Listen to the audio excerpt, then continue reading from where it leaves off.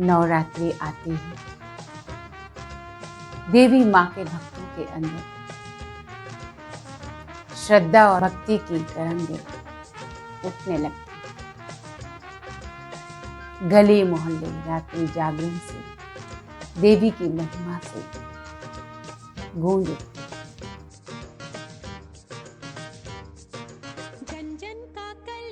तो आज नवरात्रि पर सभी माँ के भक्तों को यही संकल्प लेना है कि हमें अपने अंदर की जो भी खान पान की अशुद्धि है, वाणी की अशुद्धि है, दृष्टि की अशुद्धि है, उसको खत्म करके हमें अपने विचारों को देवी और देवताओं जैसा बनाना।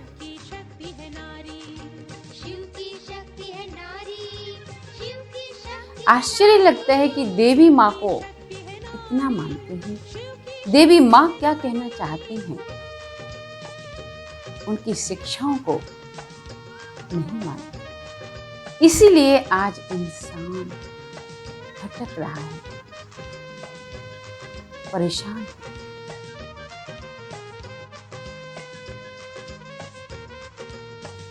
तो चलिए इन सारी परेशानियों को, सारी समस्याओं को, अनेक प्रकार की चिंताओं और रोगों को खत्म करने के लिए अपने अंदर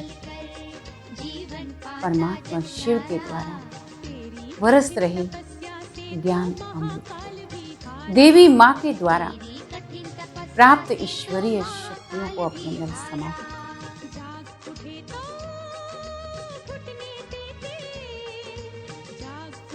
ओम शांति। नवरात्रि के पावन पवित्र पर्व की आप सभी को कोटि कोटि बधाइयाँ, शुभकामनाएं। सारे भारत के कोने कोने में देवी माँ के भक्त देवी माँ की सुंदर प्रतिमा सजाकर 9 दिन तक व्रत, पूजा, जागरण आदि करके देवी माँ से कई वरदान प्राप्त करते। नवरात्रि आते ही देवी माँ के भक्तों के अंदर श्रद्धा और भक्ति की तरंगें झलकने लगती हैं। देवी माँ का जागरण, उनकी महिमा का चारों तरफ गुंजायमान नजारा देखकर मन प्रफुल्लित हो उठता है। देवी माँ सभी भक्तों की रक्षक और रखवाली। जो लोग सार्वजनिक अनुष्ठान में सम्मिलित नहीं हो पाते, वो अपने घर में ही देवी माँ की मूर्ति रखें, अपने मन को एकाग्र कर ध्यान मग्न होने की कोशिश करें। चित्रकार भी देवी के चित्र ऐसा बनाते हैं कि देखने वाले देखते ही रह जाएं, नजरें हटे ही नहीं। उनके हाथों में बहुत सारे शस्त्र आदि ऐसे शोभायमान होते हैं, उनको देखकर के मन खुशी से झूम उठता है और साथ में ये भी कह उठता है कि ये शस्त्र संहारक नहीं है, ये शस्त्र तो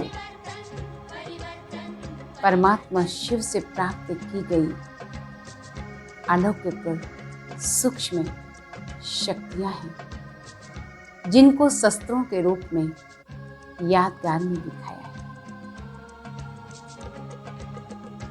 गहराई से सोचने का विषय है।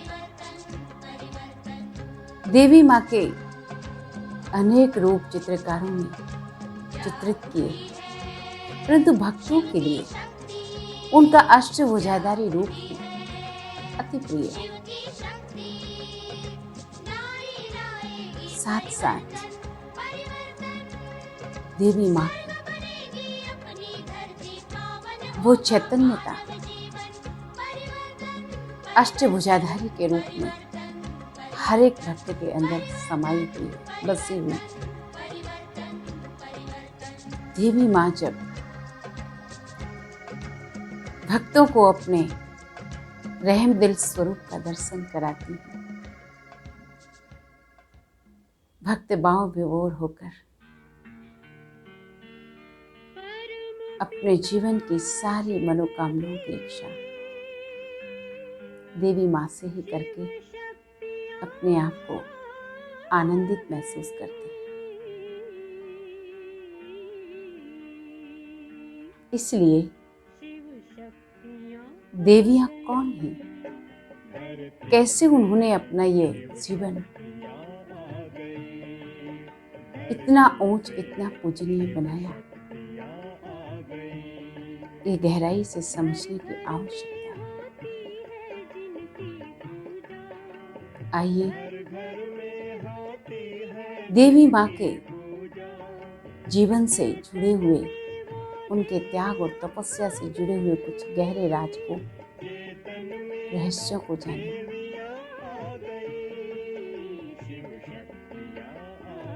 एक बार एक शस्त्र से किसी असुर का संहार करना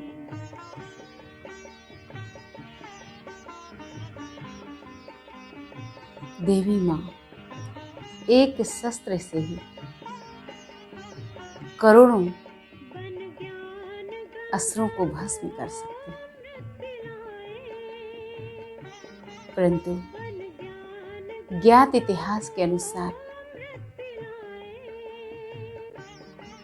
जो भी योद्धा हुए हैं, उन्होंने अपने एक ही शस्त्र के बल पर विजय प्राप्त की, और जितना सम्मान उन वीरों का हुआ है, उतना ही सम्मान उनके शस्त्र का भी हुआ।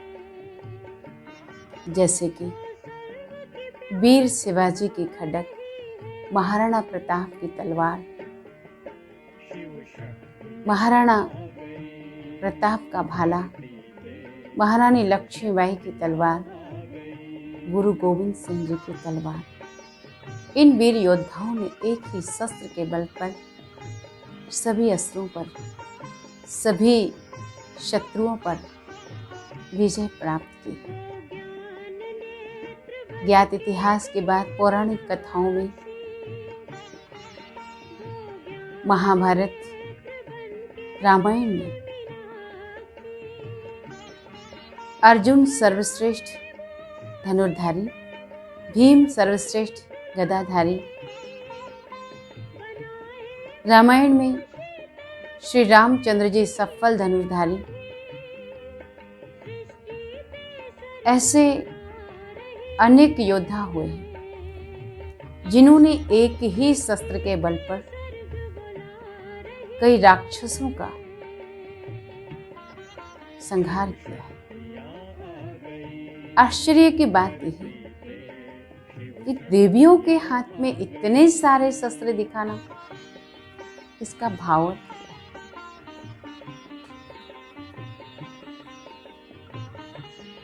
अन्य योद्धाओं के लिए गुरुओं के द्वारा शस्त्र विद्या भी सिखाई गई, परंतु देवी माँ के लिए ना तो कोई शस्त्र विद्या की शिक्षा दिखाई गई है और ना कोई शिक्षक, ना कोई गुरु। गहराई से विचार करें तो देवियों ने परमपिता परमात्मा शिव से, जो सभी के परम शिक्षक हैं, परम सद्गुरु, सभी के कल्याण करता, दुख हरता, सुख करता, तो देवियों ने जो शक्तियां प्राप्त की हैं वो हिंसक नहीं, वो संहारक नहीं, वो उद्धारक है। और वो शक्तियां सूक्ष्म है, अलौकिक है। जैसे देवी लक्ष्मी के साथ धन की शक्ति, देवी दुर्गा के साथ बल की शक्ति और देवी सरस्वती के साथ विद्या की शक्ति। ये शक्तियां मानव आत्मा के अंदर ईश्वरीय ज्ञान धन से मानव आत्मा के अंदर सोई हुई दिव्यता को जगाने के लिए देवी माँ ने इनका प्रयोग किया है।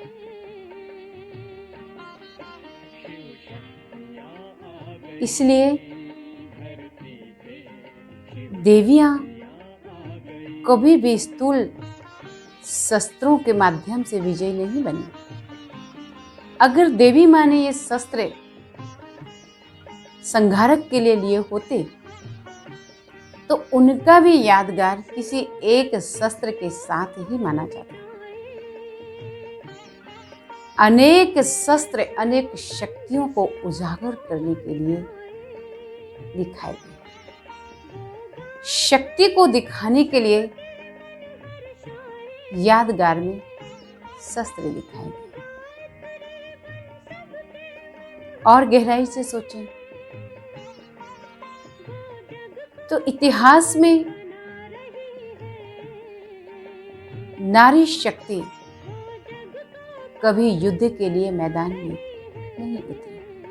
आधुनिक युग में महारानी लक्ष्मीबाई का नाम उल्लेखनीय है। पुराणों में देवी देवताओं की अर्धांगिनी देवियों ने भी पीछे होकर के सहयोग तो किया है, स्थूल युद्ध नहीं किया, क्योंकि नारी आत्मिक बल की, मनसा बल की धनी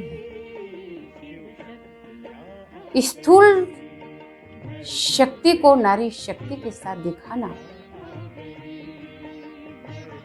कहीं से भी शोभायमान नहीं। जैसे कि आप देखते हैं बल में तो पशु भी बहुत आगे हैं मनुष्य से। हाथी शेर में मनुष्य से कई गुना ज्यादा शारीरिक बल है। अगर मनुष्य एक एक पशु को बस में करे तो उसको बहुत प्रयत्न करना पड़ेगा, बहुत सारा संघर्ष करना। परंतु मनुष्य पशुओं से कहीं बौद्धिक बल में कई गुना आगे है। इसलिए वह एक साथ अपने बौद्धिक बल से कई जानवरों को, पशुओं को अपने बस में कर सकता है। इसी प्रकार मनुष्य और असुरों से ज्यादा देवी शक्ति के अंदर ईश्वरीय शक्तियां कई गुना ज्यादा नहीं। इसलिए देवी माँ ने अपने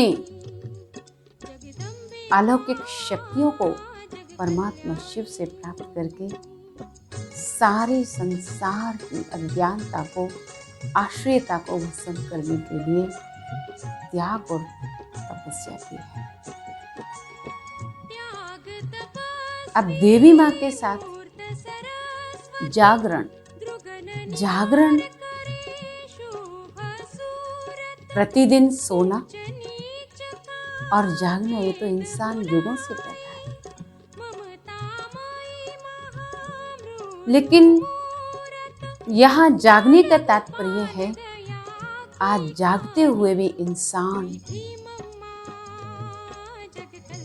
दिन के 2 पहर में भी ऐसे गलत भ्रष्ट कर्म कर रहा है जिनका वर्णन मुख से करना भी संभव नहीं, आप सब जानते हैं। इसलिए जब मनुष्य की आत्मा कुप्रवृत्तियों से काली हो जाती है, आश्रितता उसके देवत्व को ढक देती है, तब देवी माँ को परमात्मा से ज्ञान का प्रकाश लेकर, ज्ञान का तेज लेकर सारे संसार की आत्माओं को जगाने का कार्य करना है। इसलिए उनके साथ नवरात्रि, देवियों के यादगार में नवरात्रि शब्द। देवियों ने कोई संहारक कार्य नहीं किया, हमेशा निर्माण का कार्य किया। और निर्माण के लिए कई औजारों की आवश्यकता पड़ती है। अगर कहीं कोई तोड़फोड़ करनी हो, अगर किसी का गला काटना हो, तो एक शस्त्र ही काफी है। परंतु अगर हताहत किसी व्यक्ति का इलाज करना हो, तो डॉक्टर और नर्स को छोटे बड़े कई औजारों की आवश्यकता पड़ती है। अगर दीवार तोड़नी हो तो हथौड़ा ही काफी है, और अगर दीवार बनानी हो तो उसमें कई साधनों की आवश्यकता होती है। अगर कपड़ा फाड़ना हो तो हाथ ही काफी है। जब कपड़े सिलाई करने के लिए बैठते हैं तो छोटे छोटे पुर्जों वाली मशीन, सुई धागा, अनेक औजारों की आवश्यकता है। इसलिए देवी माँ की अष्टभुजाएं और उनमें जितने भी शस्त्र हैं, वो सृष्टि के संहार के लिए नहीं, किसी व्यक्ति के संहार के लिए नहीं, स्थूलता में कोई युद्ध के लिए नहीं। ये शस्त्र जैसे त्रिशूल देवी माँ के हाथ में दिखाते हैं। त्रिशूल माना भूत, वर्तमान और भविष्य का ज्ञान देवी माँ ने परमात्मा से प्राप्त कर सारे संसार को दिया। धनुष बाण मतलब अपनी मृदु वाणी से मनुष्यों के दुख, दर्द, समस्याओं का समाधान किया। उनका वरद हस्त भी दिखाती है। मतलब वो देवी माँ कभी किसी से नाराज नहीं, क्योंकि परमात्मा शिव ने सृष्टि के आदि में दंत का ज्ञान देकर नारी शक्ति को सभी प्रकार के राजों को स्पष्ट कर संतोषी देवी बना दिया। दुर्गुणों को दूर करने के लिए दुर्गा देवी बना दिया और अनेक प्रकार की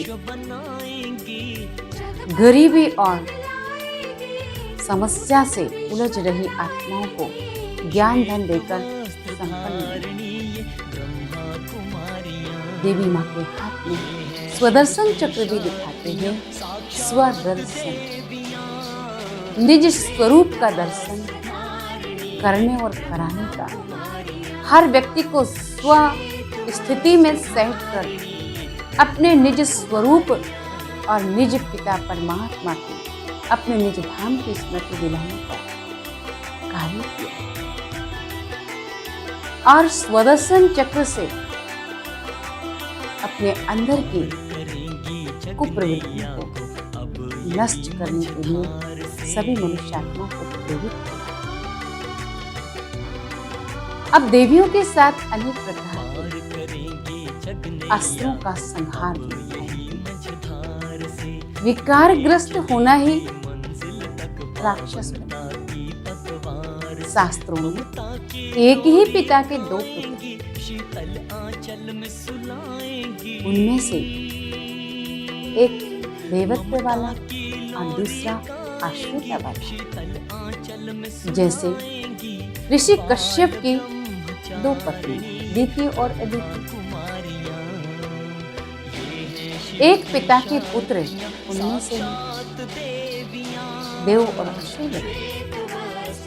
महाभारत में भाई भाई के पुत्र कौरव और पांडव, एक पवित्र बुद्धि, दूसरे अपवित्र बुद्धि। रावण और कुंभकर्ण भी और विष्णु के साथ हिरण्यकश्यप और हिरण्याक्ष को भी दिखाया। वो भी किसी जन्म में देवता थे, लेकिन किसी श्रापग्रस्त के कारण उन्होंने आश्रिता को प्राप्त किया। तो कहने का भाव है कि आज संसार में एक ही परमपिता परमात्मा के सारे विश्व की आत्मा एक ही परमात्मा के बच्चे हैं, परंतु हर एक के विचार, हर एक के संस्कार अलग। इसलिए कुप्रवृत्तियां, कुसंगति में जन्म लेना आश्रिता में जन्म लेना कहा जाता है। और धार्मिक बुद्धि, श्रेष्ठ बुद्धि, ज्ञानवान परिवार में जन्म लेना देवी। तो आज नवरात्रि पर सभी माँ के भक्तों को यही संकल्प लेना है कि हमें अपने अंदर की जो भी खान पान की अशुद्धि है, वाणी की अशुद्धि है, दृष्टि की अशुद्धि है, उसको खत्म करके हमें अपने विचारों को देवी और देवताओं जैसा बना। आश्चर्य लगता है कि देवी माँ को कितना मानते हैं, देवी माँ क्या कहना चाहती हैं, उनकी शिक्षाओं को नहीं मानते। इसीलिए आज इंसान भटक रहा है, परेशान। तो चलिए इन सारी परेशानियों को, सारी समस्याओं को, अनेक प्रकार की चिंताओं और रोगों को खत्म करने के लिए अपने अंदर परमात्मा शिव के द्वारा बरस रही ज्ञान अमृत, देवी माँ के द्वारा प्राप्त ईश्वरीय शक्तियों को अपने अंदर समाया। जब देवी माँ ने अपने अंदर वो ज्ञान, बल और आत्म तेज को धारण किया, परमपिता परमात्मा शिव ने जब इस धरा पर नारी शक्ति को अपना विश्वसनीय मानकर ज्ञान का कलश दिया और सारे संसार को जगाने के लिए आदेश दिया। छोटी छोटी कन्याएं, घर गृहस्थ में रहने वाली साधारण सी माताएं, बहनें और उनके साथ पुरुष भी, जो भी इस ईश्वरीय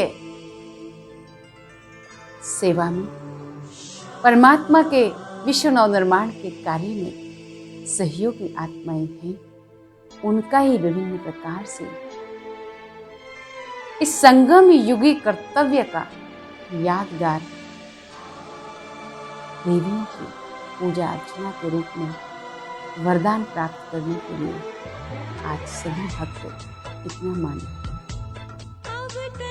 सृष्टि के संकट के समय देवी माने परमात्मा शिव को अपना तन, मन, धन, समय, श्वास, संकल्प सत्यता के साथ समर्पित किया। इसलिए परमात्मा शिव ने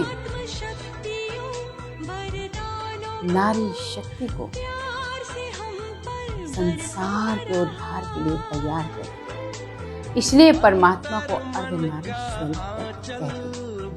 तो प्यारे भाइयों बहनों, आज ये गहरा रहस्य समझने का है। केवल 9 दिन पूजन करना, व्रत करना, यहाँ तक कि नवरात्रि पूरे नहीं हो जाए, जब तक इस संसार से अज्ञान अंधकार खत्म ना हो जाए, जब तक हमारे अंदर का आलस्य और अज्ञानता खत्म ना हो जाए, तब तक हमें परमात्मा शिव की शक्ति, नारी शक्ति, कन्याएं, माताएं सभी का सम्मान कर और नारी शक्ति भी अपने अंदर वो आत्म तेज धारण कर इस संसार को पुनः स्वर्ग बनाने में अपना संपूर्ण योगदान है, ताकि शीघ्र इस संसार के जो हाहाकार है, इस संसार की जो विकृतियाँ हैं, इस संसार का जो भय है वो खत्म हो जाए।